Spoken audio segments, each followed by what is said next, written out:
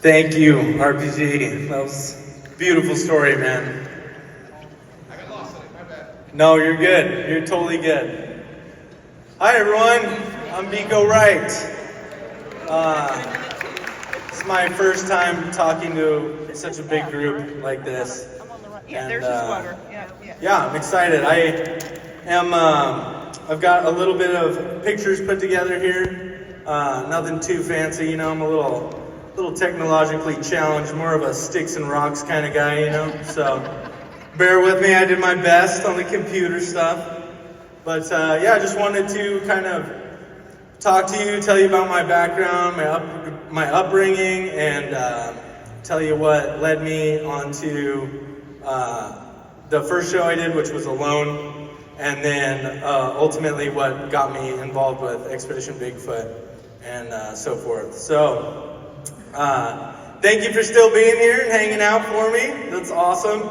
And so this is just, some of the beautiful backgrounds that we get out in the Northwest, as you can see, pretty gorgeous mountain ranges.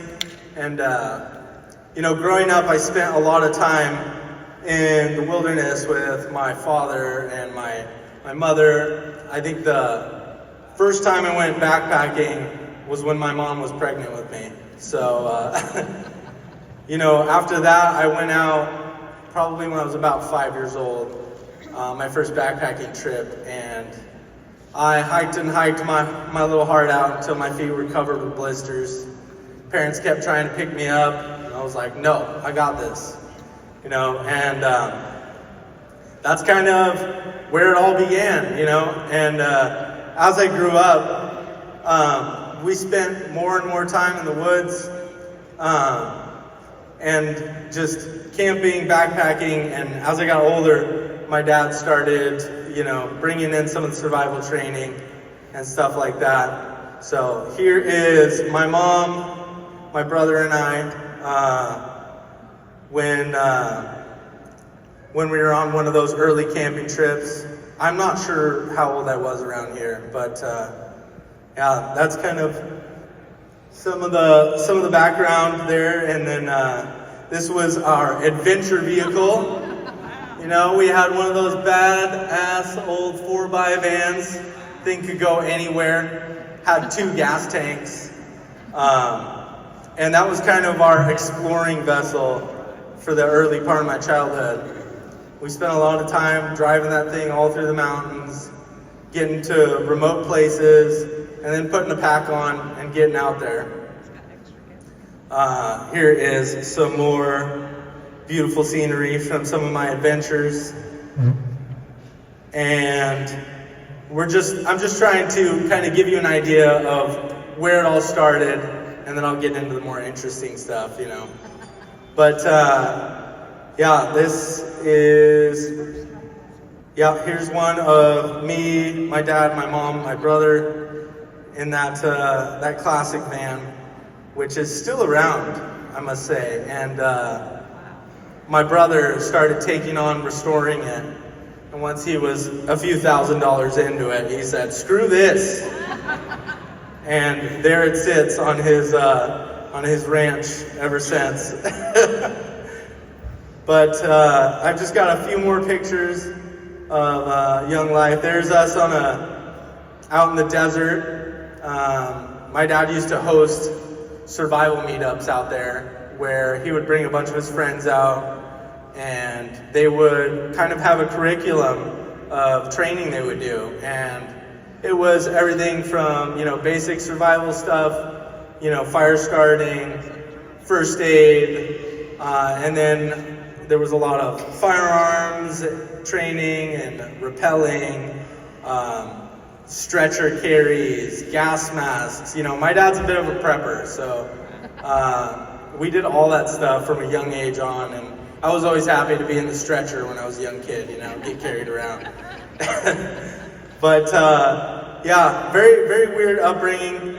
And here's some roasted venison on the fire there, cooking out there. A lot of wild game meat. And there's some antelope right there, pronghorn antelope out in Wyoming. We do a lot of hunting, and this was one of my first ones. This is us on a horse track in South America. So I was lucky enough that my dad was always taking us out exploring new areas and trying to make sure we got to get out and adventure a lot. There's the early archery lessons there. And so that's kind of, where it all began. And as I became a young adult, fresh out of high school, I started leading my friends onto our first backpacking trips. And I had lots of friends that had never been in the wilderness before, They grew up, never doing anything like that. And so that was kind of where I first started getting into teaching skills, I suppose. And I never really imagined it would lead to any kind of a career, but I would bring friends out into the wilderness. I'd get them geared up, and we would backpack into places that I went as a kid and practice skills, and we would just have a great time out there, get the dogs out with us, catch fish, forage what plants we could. Sometimes we were eating snakes and squirrels and all kinds of weird stuff. So here's a few more of us backpacking early on in my young adult life. I was probably around 18, 19 in these photos. And just gonna scroll through a few. So that one, and then that's my old Rottweiler. Best dogs ever, I tell you what. I've had a few over the years, and this one was my woods companion for a long time. And she would chase off bears, and she would stand guard under my hammock, and just always kept an eye out, always had my back. Nothing like having a man's best friend with you. This is the old pack that I inherited from the 80s, my dad's old pack, and I used that thing for most of my life. In fact, I don't think I ever replaced it until a loan gave me a backpack. And when I took that out on my journey on a loan, that became the new pack that I would use from then on. But you could see, I had a bad tendency of loading up too heavy. I had to get like 75, 80 pounds on my back and just have a horrible time out there slogging that pack around. My friends would always give me crap for bringing cast irons and stuff, And but then they wouldn't be complaining when I started cooking wild game chili, and then it was okay, But my young adult life, was mainly focused on the outdoors or music. Those were always my two passions in life. And a lot of my 20s I spent playing music and then running off to the hills on the weekends, and always a struggle to pay the bills and get by, but I felt that the adventure was worth it, And once I got into my 20s, I started really diving more into the primitive survival, learning stuff like bow drill fires and primitive cordage making and all the skills that would kind of guide me to this weird journey that led me to loan. And when I started trying to apply for that show, it was, like any of you guys who have seen, me on TV, you guys are watching. I was doing the same thing. I was watching it. And I was like, that'd be pretty awesome to go on an adventure like that. And I said, heck, why not? Let's try it. So I applied, and the application process was pretty straightforward. It started with an email and a photo, and then it led to an interview, and then there was a video interview, and then all of a sudden I was talking to a new producer, and then they're sending me all this paperwork, and I'm like, oh man, did I bite off a little too much, here? The next thing you know, they're like, okay, we want to see some videos. So, all I had was a crappy cell phone at the time. And they're like, you got to get something better. And so I think that was when I got my first iPhone. And I started making videos with that. And went up into the hills above my house. I live in the coastal forests of Oregon. And it's kind of like temperate rainforest, so very wet.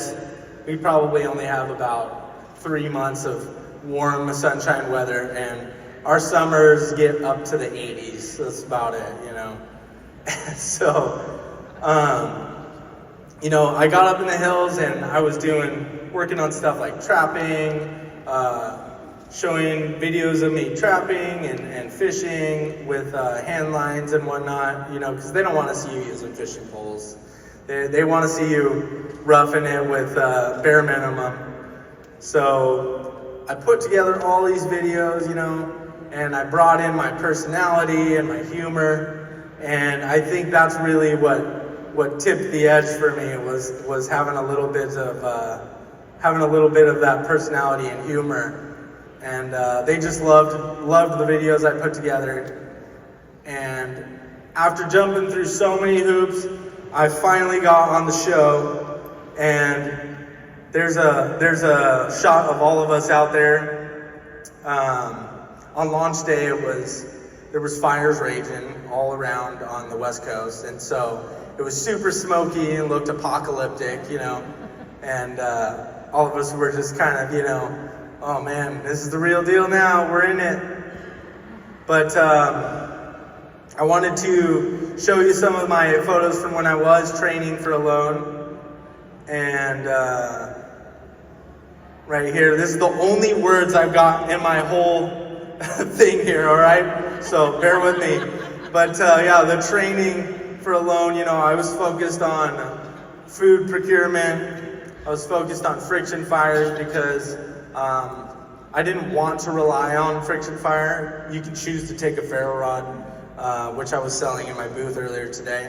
But I did not want to rely on that. And so I made sure I could do a bow drill fire good. I was working on shelter builds. I was working on my archery, a lot of small game hunting, rabbits, birds, things like that. A lot of primitive fishing, stuff with a hand line, making lures, jigs, flies, and then just a lot of foraging for edibles and mushrooms. But the biggest thing I think that affects the most people on that show is the mental fortitude.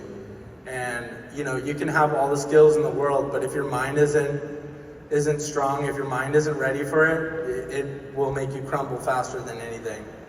And so I really tried to focus on that and kind of have a plan for when things don't go the way I want, when things are, when you try something and then fail, and then you try something and fail, and you try something and fail, it can break you down to the point where you're like, I'm not cut out to do this, I give up. And I think that's what happens to a lot of people out there. And I kind of tried to prepare myself for that by being able to, make fun of myself a little bit when things are going bad, be able to laugh at myself and kind of come back around and find a little bit of humor in it. And I think that's really what helped me carry through my tough and difficult times out there. Right here you can see that is a snowshoe hare that I trapped there with snare wire. And then above it is a snowshoe hare that I shot with a bow. All I could see on that shot was just its head through a window through bushes. And I didn't think I'd be able to hit it, but I got it right through the eye. Perfect shot, killed it instantly. And those were the skills I was gonna need to feed myself out there. You can see in the photo in the top right, those are a couple rabbits that were processed after hunting them, just so you can see what they look like when they're not just a cute little fuzzy bunny. You know, they look like meat. They look like chicken, you know, you might buy in the store. And then that bottom right is that is a rainbow perch. I live on the coast, you know, coastal forests, and there's a lot of like rocky crags, you know, coming out that jut out into the ocean. And at low tide, you can get out on those and fish with a stick pole. And so I was doing a lot of fishing with just, you know, I think I was using a willow pole with like probably a 9 or 10 foot leader on it. And you'd be surprised how many fish you can catch that way. Just, you know, putting a little bit of crushed up mussel or whatever you can find, a little crushed up shore crabs. And that was working really well out there for catching fish that way. And when I got on a loan and found out we weren't allowed to use bait on my season, that was pretty disheartening because I had had a lot of luck with that. So on my season, we had to rely on making flies, making lures, or making jigs. We weren't allowed to use any bait. And so it made fishing a lot more difficult. Here is another slide. That man with the white beard there, that's my dad, Marine Corps veteran, ex-law enforcement, retired, and he is kind of what started all of this for me and getting me into the outdoors and getting me interested in survival skills. And he was so excited when I told him I was going to be on Alone because it was one of his favorite shows. And so excited that he came up and parked his trailer in my driveway for 2 months. And I was like, I thought you were gonna be here for like 2 weeks. And he's well, you know, I gotta help you. You need my help. It's like, all right, Dad, that's fine. We'll get out there, we'll do stuff. And he was a great sport out there, you know. He was coming up with all kinds of things like, you know, towing a moving rabbit target on a skateboard for me to shoot with a bow, and you know, he's coming up with all his weird MacGyver stuff, you know. He's like, I think you should climb this, I'm gonna put this ladder in this tree, and I think you should climb up in this tree and then shoot down at these targets, you know, like in case you gotta climb a tree. And I'm like, all right, man, so, whatever, sounds good, I'll jump through all your hoops. And so he was a great sport, you know. It was great having him there and having him back me up. But yeah, these are just some more photos of us training during that time when he came and stayed with me, catching fish from the shore with the stick poles and stuff.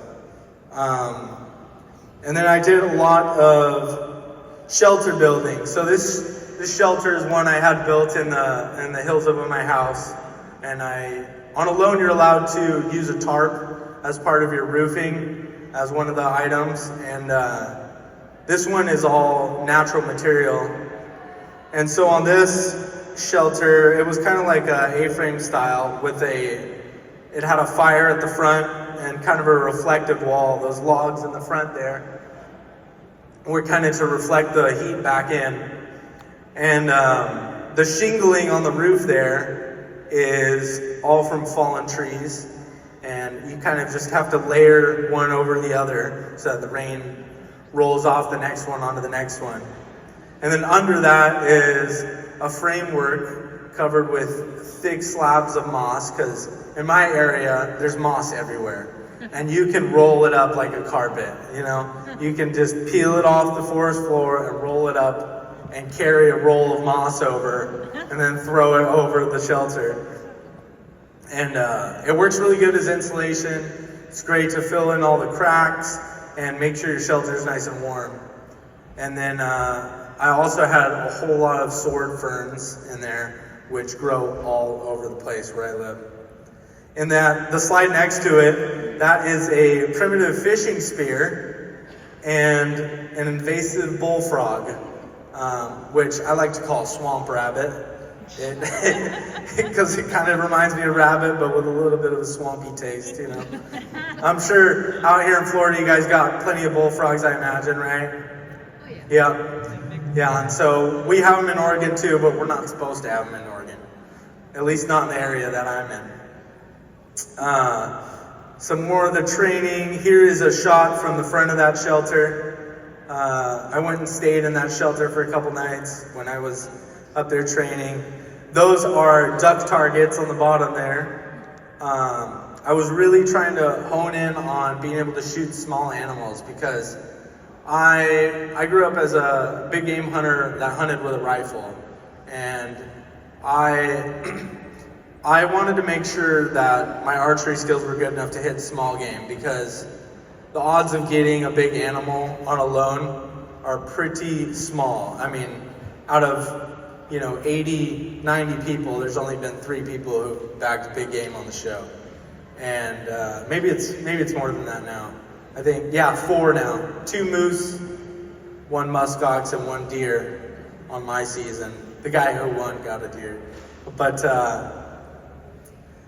these are some more photos from training. That was an old shelter I had up, and I came up there after a winter, and it was just torn apart. But that was the framework that was still up of an old lean-to I had stayed in a few times.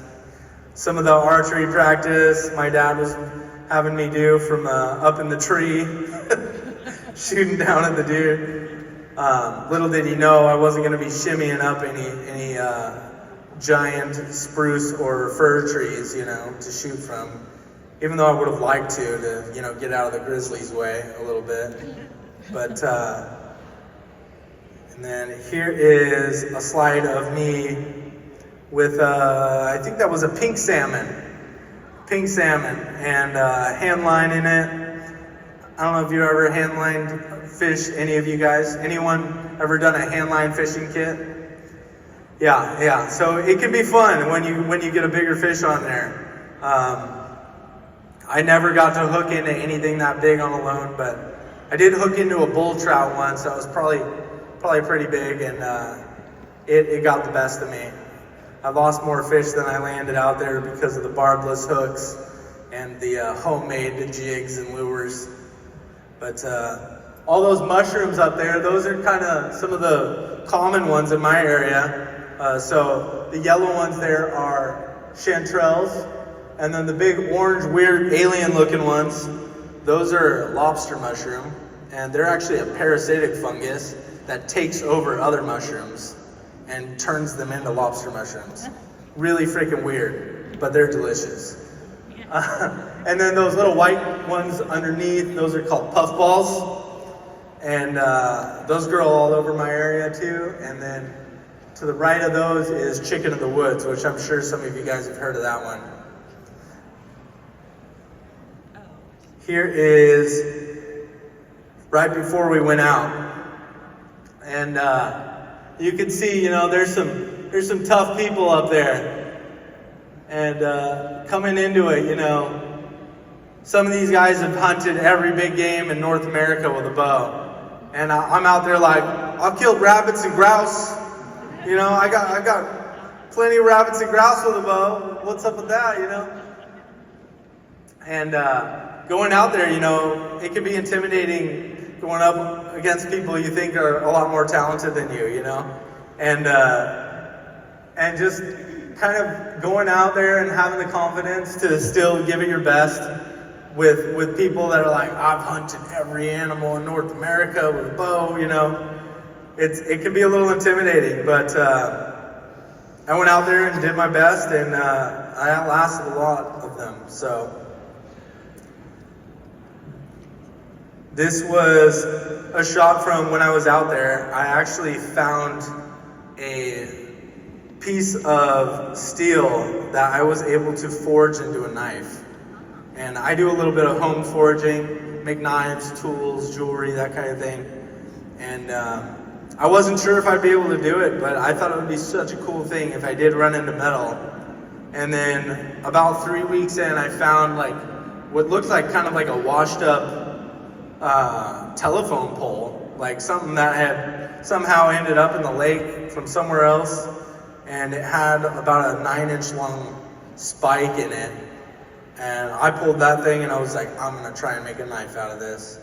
because all I took for a knife was a multi-tool, a Leatherman multi-tool, which served me well, but when you got grizzlies running around, you know, it's nice to just maybe have something you can poke them with if you're getting mauled to death, you know?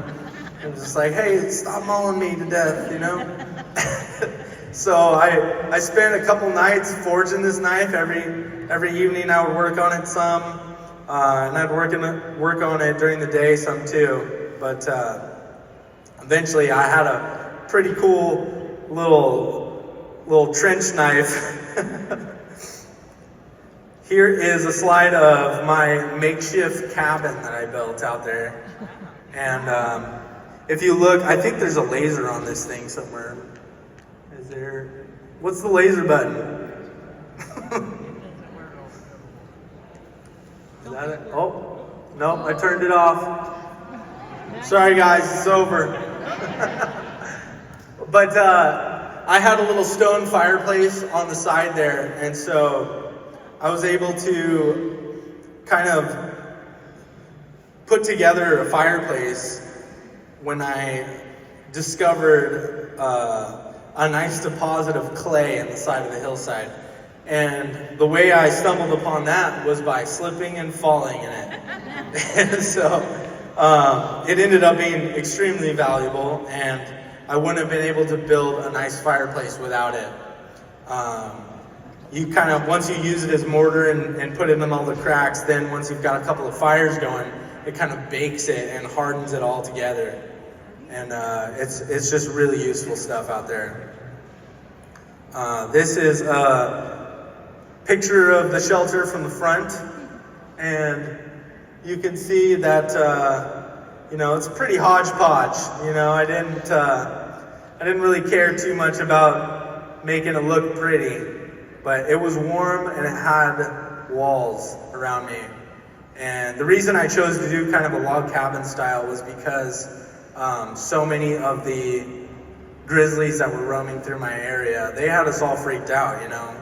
My first couple nights I was sleeping under a tarp, and I felt like a burrito, you know, wrapped up in a tortilla, just waiting to get chomped on. So as soon as I could get some walls around me, I did. And I also had a lot of trees blowing down around me.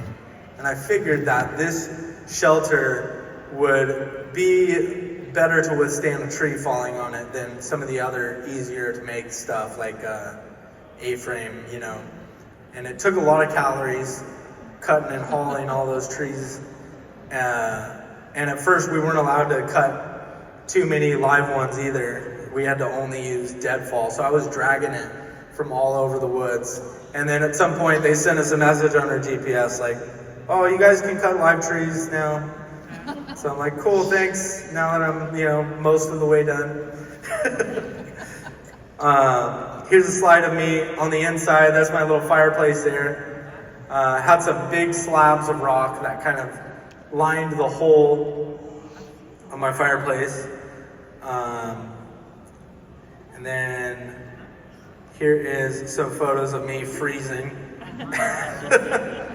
Just not having a good time out there. And I think I'm kind of burning a lot of time here, so I'm gonna try and just move through a few slides.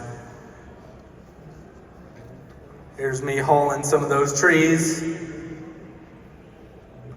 And then there is the shelter during construction. I lined all the walls with all the branches from the live stuff that I did cut down for extra insulation. And so I kind of surrounded the whole shelter with plenty of spruce and fir, and then I shoved moss in all the cracks. I stayed out there for 73 days, and I lost close to 100 pounds in weight, and I was pretty much gave it my all and held on to the bitter end, but ultimately I had to leave because I started having heart issues from hypokalemia.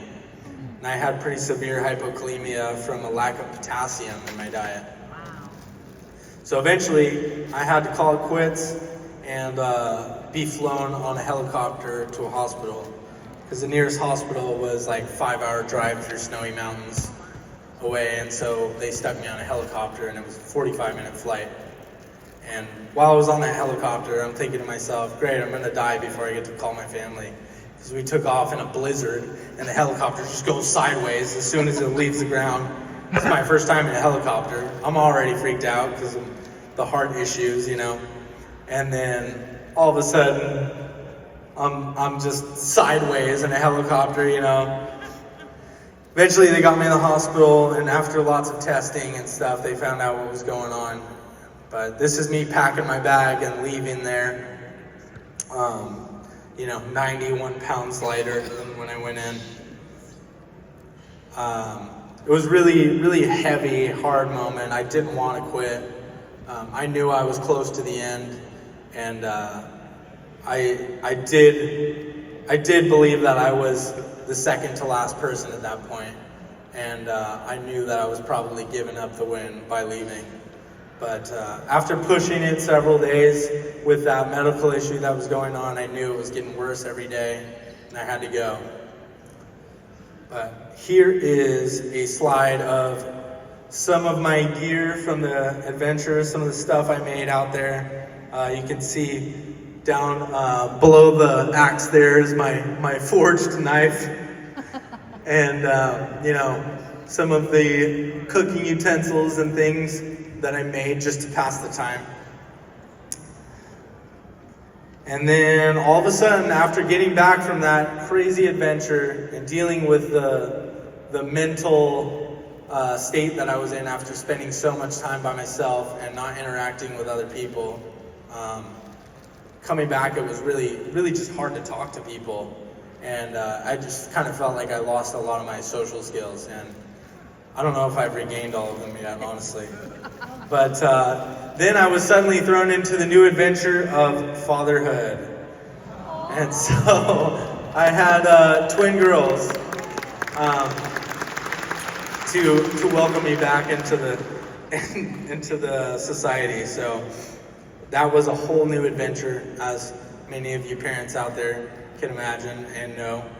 But I just wanted to include them because it is a part of my story, and here is a couple more slides of them.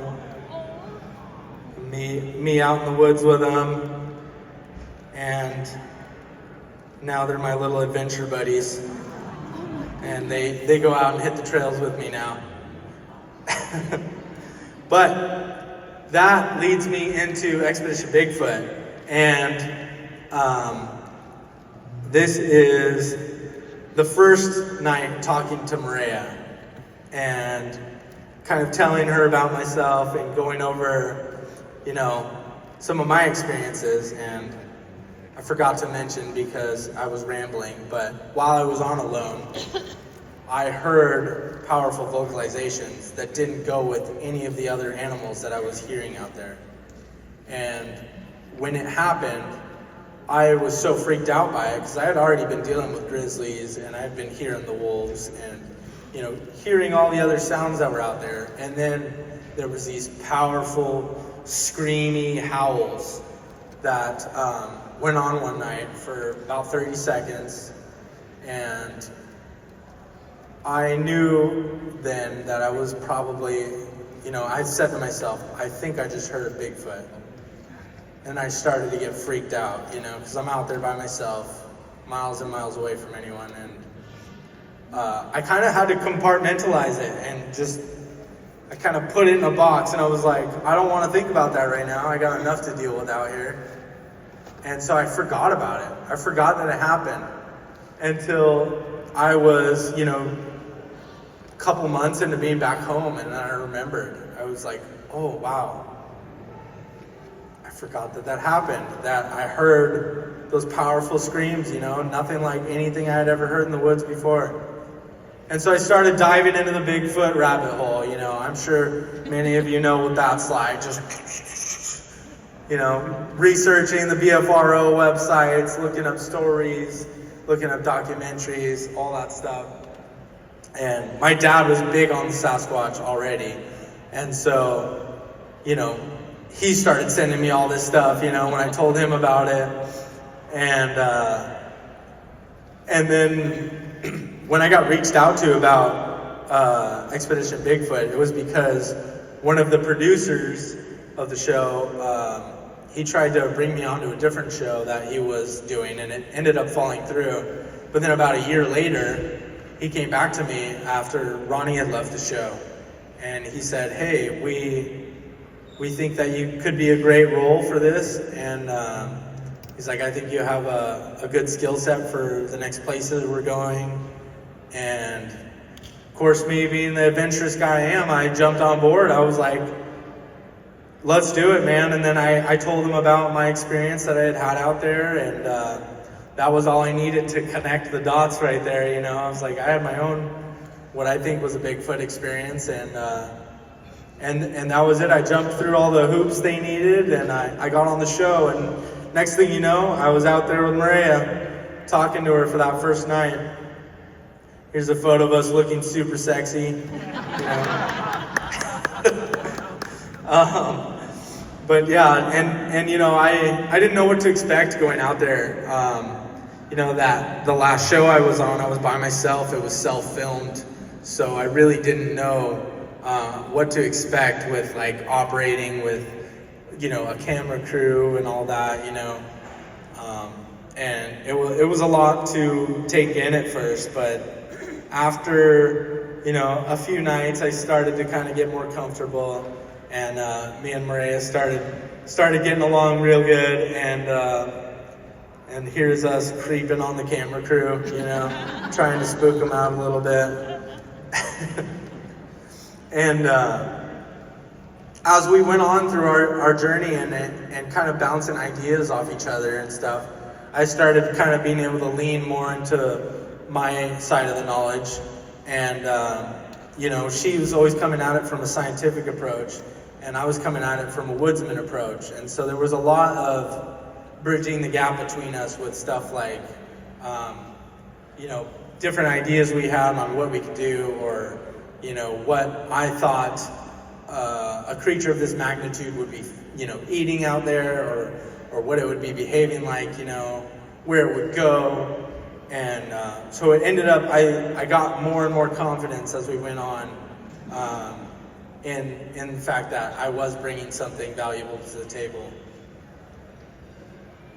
Here is a photo of my natural camouflage, Yeah, so that is a colt's foot leaf, and I ate a lot of that on alone, I will say. It's edible. It's not the greatest, but if you put it in water and boil it down, it's edible. But here's a shot of me with the whole team right there. We got Russ and Bryce up there, and I didn't get to spend as much time with Russ because he was off doing his own thing a lot of the time, but me and Russ clicked pretty quick too, and I'm sure a lot of you guys have met him at other events, but he's a great guy too, and I was a little jealous at his job, to be honest, because he gets to run around the woods a lot more, and only has one cameraman in tow with him. Here is a shot of me and Maria building our river blind or our bog blind, or whatever you want to call it, on the boat. And you can see me kind of side-eyeing the photographer there. I'm like, why are you taking pictures? It's not done, And then there's the shot of me looking confident after it's coming together. This is when we ended up getting to that trestle bridge, and that first night we came upon this, heard some powerful vocalizations across the river. And that was like when we got to that bridge and we were checking it out, and we're like, okay, this thing's way too sketchy to cross, I ended up poking holes in it with a stick because it was so rotted, And so we're like, maybe we can get down there during the daylight. And while we were up there kind of shining lights down into that, it was probably like 100 feet down at least, we heard some powerful screams from across the river.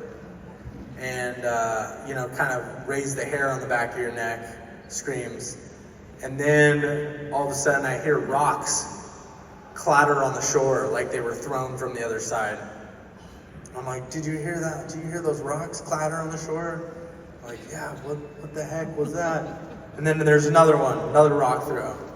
And so whatever was over there was basically telling us to go away, And of course we're not going to do that because that's the opposite of the goal, right? And so we came up with a plan to come back there the next day and check it out.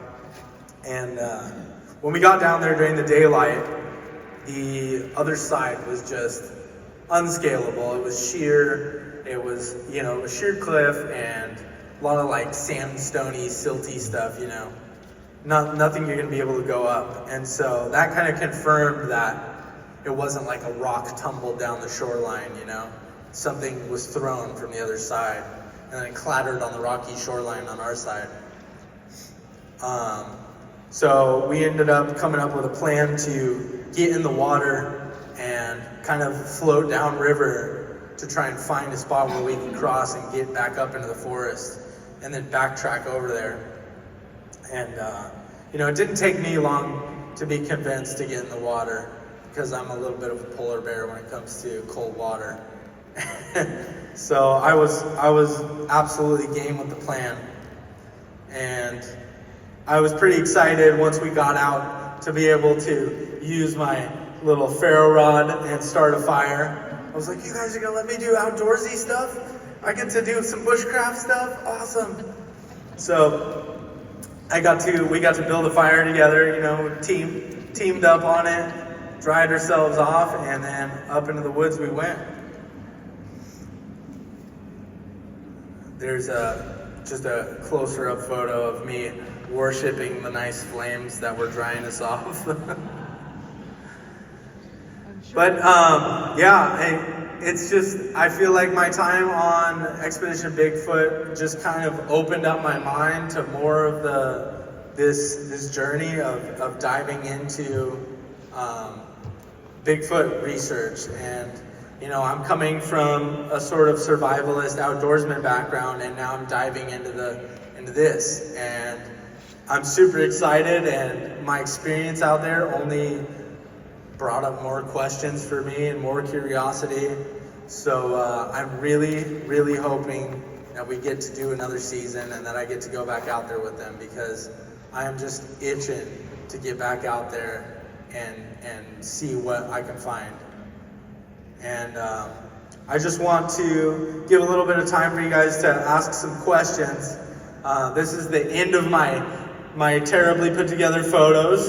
So this is one last shot of us looking good. I think I signed a few of this one today.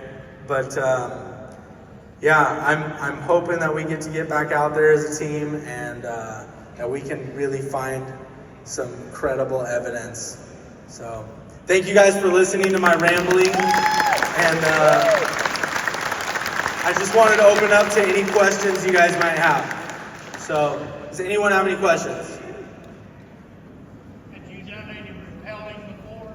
Not since I was like 17, like back when my dad was doing that kind of stuff with us. And when I first saw that cliff that we were going to go down, I was like, can't we just hike like 5 miles this way? Murray wasn't having it. So I was a little worried, I'm a lot bigger than she is. So dangling myself from some ropes over a big waterfall seemed like a big risk for a guy like me. But we got through it. But once I got down and the rope got wet and then the brakes started slipping and jumping, yeah, that was a little scary. But we got down, and I was happy to be back on solid ground. Biko, right here? Yeah. How many miles did you have to cover in a day? I would say never more than 10. Oh, wow. Yeah.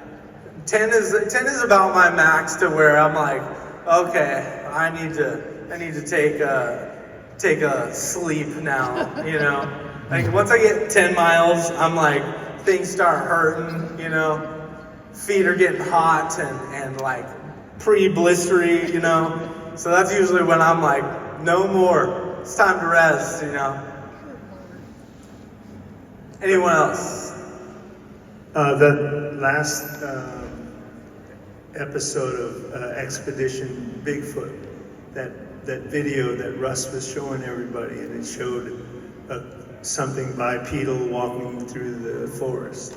The one in the daylight? Yeah. Yeah. So, does that mean you found Bigfoot? I mean, that footage to me was mind-blowing because it looked like a very large creature. It did not look like a human to me.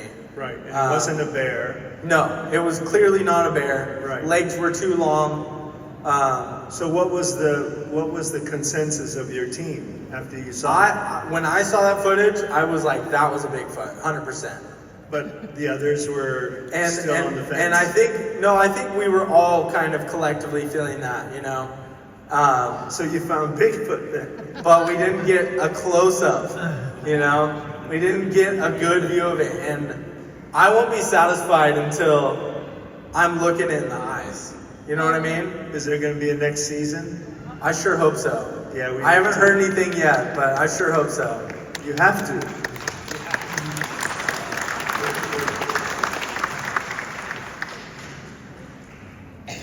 Hi. Before you were on TV, did anyone in your family ever have any Bigfoot encounters? Yes, and I absolutely meant to go into that, but I was too busy rambling. I have never talked to this many people at once, so yeah, my dad's best friend growing up, who he's known since they were, you know, in elementary school.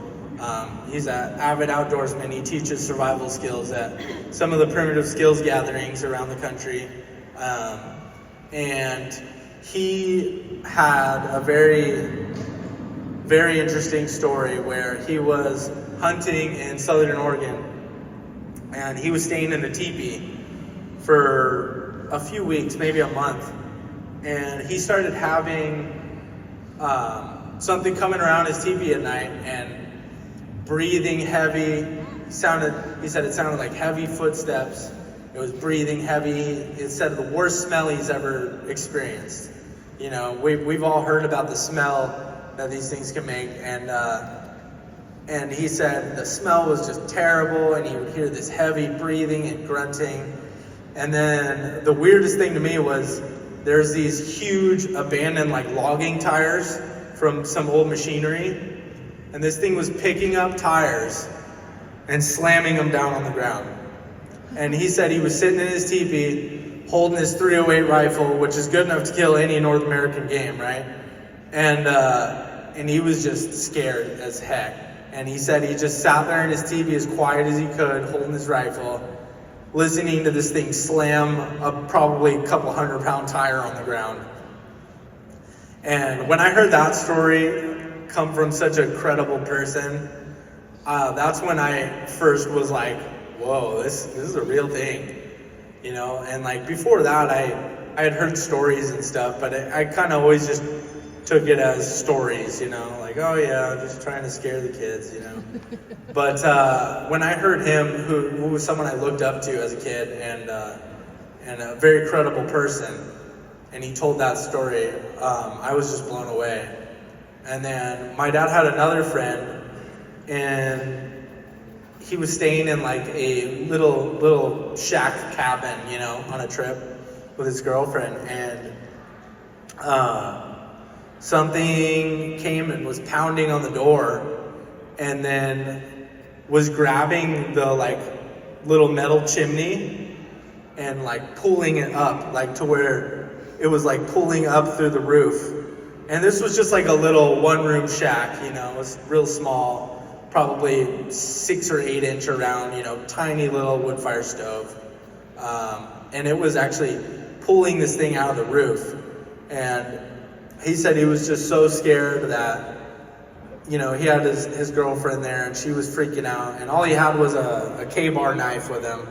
And he said he had his knife out, and this thing was pounding on the walls and ripping at the chimney. And he said the next day they just hightailed it out of there and never went back. And then another story that I remember was one of two hunters that were in the woods, and one of them, he was like breaking branches off to try and make room for a tree stand. And this thing came charging at him, he said. And it came charging out of the woods. He didn't know if it was mad about that he was breaking branches off or what, but it came charging at him, and he was so scared he fumbled with his rifle and he ran, and he dropped his rifle, and he ran back for the truck where his other buddy was waiting for him, and he said it took off after him, and he ran all the way to the truck, dropped his rifle in the commotion, made it back to the truck. His friend's going, what's going on, you know? And he's just like, go, let's get out of here. And he's like, where's your rifle? He's like, I dropped it, go, you know? And he was too scared to ever go back. So his rifle sat out there. He never went back for it. So, you know, if you guys are ever in North Idaho and you want a free rusty rifle, you know, go check that part of the woods. But yeah, those were three of the main stories that I remember from growing up from credible people. Yeah.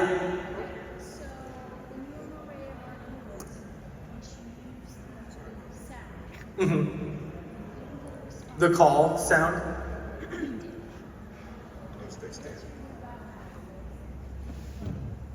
Yeah. I've done calling for hunting, you know, like trying to call in animals for hunting, but that was my first attempt at trying to call to a Bigfoot. And yeah, like when we were playing the recorded sounds, I just felt like it wasn't loud enough to really get out there, you know. And we had gotten up to a tall hill spot where we kind of had a valley below us, you know. And so there should have been some good like echo down there. And they're like, you know, why don't you try one? And I gave it my best go, and when I heard something back, I was blown away. Yeah, like the hair stood up on the back of my neck. I was like, what the heck was that? You know, and it really reminded me of what I heard while I was out on alone. Can you do it for us? Do it. Man. Nice. You got. I don't know if I can recreate it. I feel like I'd have to watch it again and see what I did, because I was just winging it, you know. And to hear something back, I was blown away. And after that, I was definitely like, why don't we do this every night? Let's get up here and call, you know. And you know, we took off after that. We went down into that valley to try and find it. But I never got an opportunity to do a call like that again. So that was my one time experimenting with that. You say you got the females really, the males upset. Yeah, some. More of a male at that point. That's what I was kind of wondering, if it was, I didn't know if it was trying to communicate back to me, or if it was like, imposter!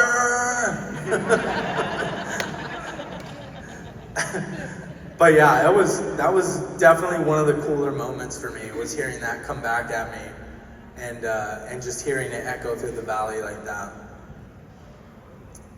Anyone else? Yep, right back here. Has anything you've Has anything you've learned ever made you hesitate to bring your kids, or made you go in the woods? I think that it would take a lot to keep me out of the woods, because it's my favorite place to be. I actually get more uncomfortable in cities, to be honest with you. But yeah, no, I'm always worried about that, especially with the kids. You know, the little ones are so much easier to get picked up and taken away by a predator or anything, you know. And so my head's always on a swivel when I'm out there with them. And you know, you just gotta be aware of your surroundings and pay attention to what's going on and read the woods, you know, and you should be in pretty good shape out there.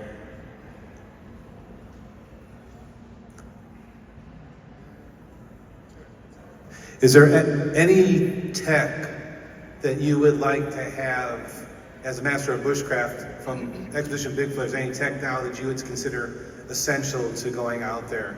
Well, I think that there was a lot of mind-blowing tech that we got to mess with on my season, and being somebody who doesn't usually mess with that kind of thing, for one, because they're freaking expensive, right? I mean, he's got money for that stuff.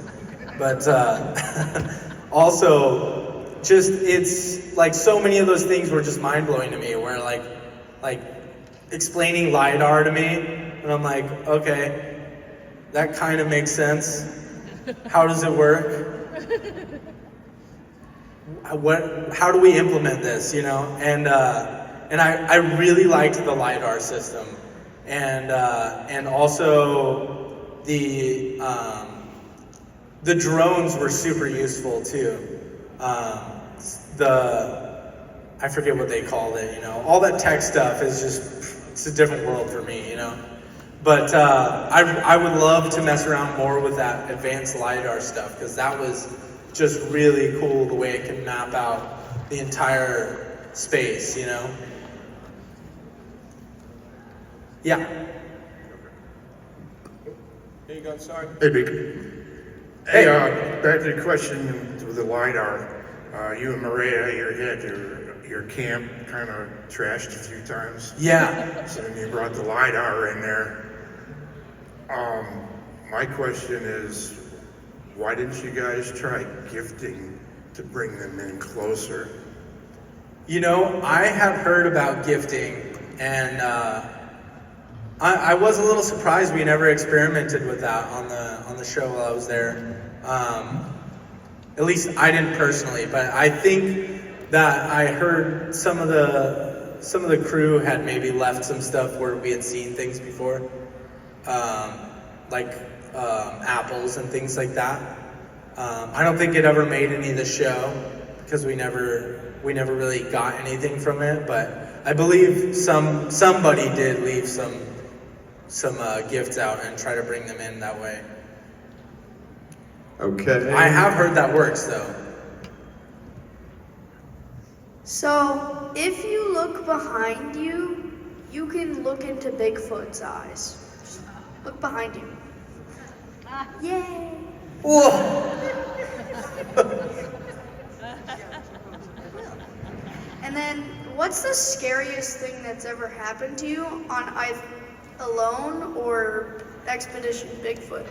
On Alone, it was probably running into a mama grizzly with 3 cubs. And just trying to get out of her way, because last thing you want to do is be a threat to a mama grizzly with cubs. And so I was coming down the trail to get water to boil, you know, because that's how we purify our water out there. We just boil a pot of it. And I was coming down the trail, which, by the way, had steps made from years of grizzlies using them.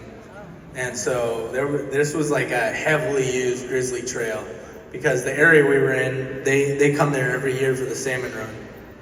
And I'm coming down the trail and I see mama grizzly with 3 cubs in tow, and just fear came over me, because I've read plenty of stories of, you know, people getting mauled by them when they get in the way of cubs and mamas, you know.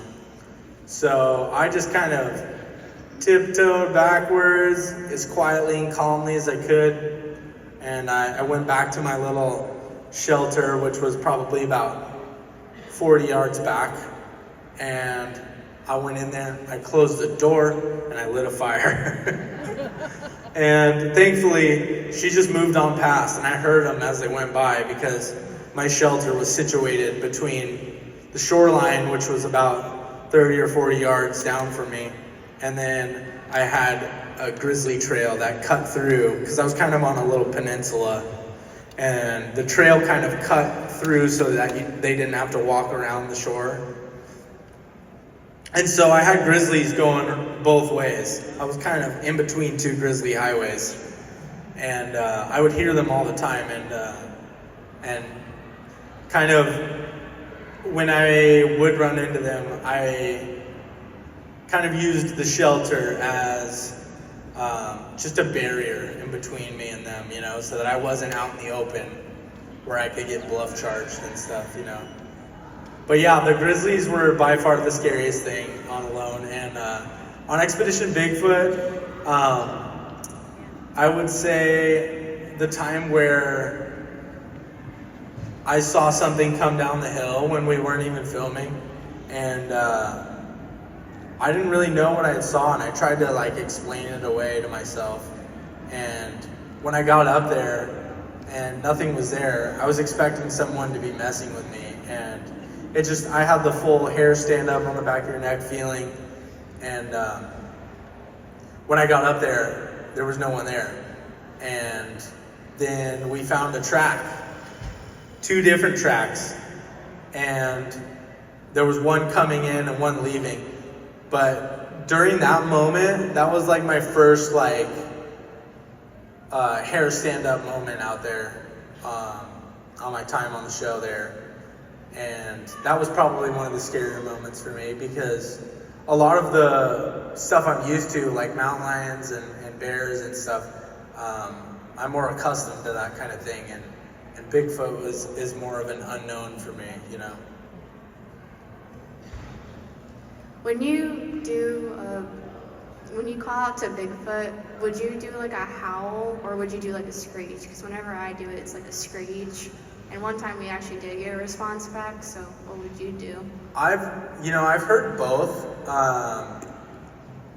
And what I heard when I was out on Alone was kind of a mix of a scream and a howl. And so I didn't really know how to recreate that. So I just kind of did my best to try and imitate what I heard. And I think that they probably make a variety of different noises, because I'm sure you guys have heard the Sierra sounds and things like that, and some of the recordings Charlie was playing. And I think they have in-depth languages that they use to communicate with each other. And all we can really do is try our best to recreate it, but I don't think we have the vocal cords powerful enough to do the sounds they make. Mongolian throat singers could come close, maybe. Yeah, Close. Yeah, I can actually do a little bit of that. That's amazing. Yeah. Yeah.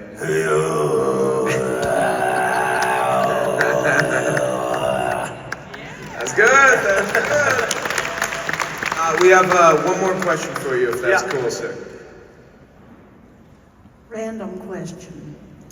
Do you think skinwalkers and Bigfoot have any connection? I think they have a connection in the sense that they're both, they are both talked about by multiple cultures around the nation and the world. And I think that the world is full of all kinds of possibilities that are either hidden from us or covered up. And I think that there's more cryptids than just Bigfoot out there.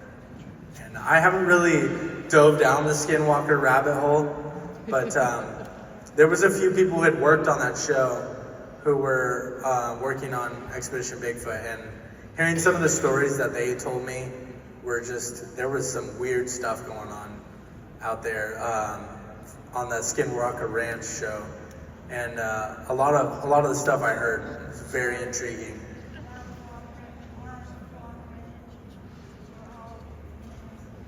Yeah, I mean, I think there's definitely some kind of a connection there, as well as with, there's been a lot of Bigfoot hotspots are also UFO hotspots. And I think that there could be a correlation there, maybe they're studying them, like we're trying to do, maybe they're keeping an eye on the species, and kind of checking up on them. I don't really know I've seen some UFOs and stuff out in my adventures, and like crafts and things that I can't explain. But I definitely don't believe we're alone. Right Yeah. on. All right, well, Thank you guys so much gentlemen. for having me. And this is my first conference and first time talking to a crowd like this. So thank you for being gentle with me and letting me ramble for a while. Appreciate it.